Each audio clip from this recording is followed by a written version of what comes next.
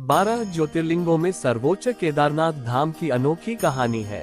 कहते हैं कि केदारेश्वर ज्योतिर्लिंग के प्राचीन मंदिर का निर्माण पांडवों ने कराया था। पुराणों के अनुसार केदार महेश अर्थात भैंसे का पिछला अंत भाग है। यहाँ भगवान शिव भूमि में समा गए थे। आइए जानते हैं इस मंदिर के बारे में।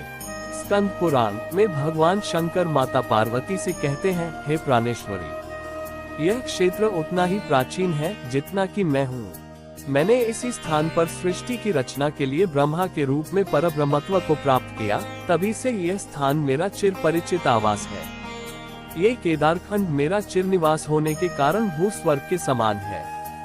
केदारखंड में उल्लेख है, अकृत्वा दर्शनम वैश्वय केदारस्याग्नाशिम युगछेद बद्री तस्य यात्रा निष्फलताम व्रजेत, अर्थात बिना केदारनाथ भगवान के दर्शन किए यदि कोई बद्रीनाथ क्षेत्र की यात्रा करता है तो उसकी यात्रा व्यर्थ हो जाती है।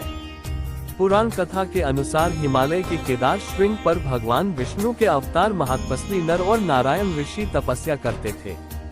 उनकी आराधना से प्रसन्न होकर भगवान शंकर प्रकट हुए और उनकी प्रार्थनानुसार ज्योतिर्लिंग के रूप में सदा वास करने का वर प्रदान किया।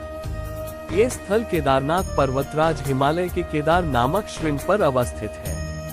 महाभारत के युद्ध में विजयी होने पर पांडव भ्रातृहत्या के पाप से मुक्ति पाना चाहते थे। इसके लिए वे भगवान शंकर का आशीर्वाद पाना चाहते थे, लेकिन वे उन लोगों से रुष्ट थे। इसलिए भगवान शंकर अंतर्ध्यान होकर केदार में जा बसे। पांडव उनका पीछा करते करते केदार पहुंच ही गए। भगवान शंकर ने तब तक भैंसे का रूप धारण कर लिया और वे अन्य पशुओं में जा मिले।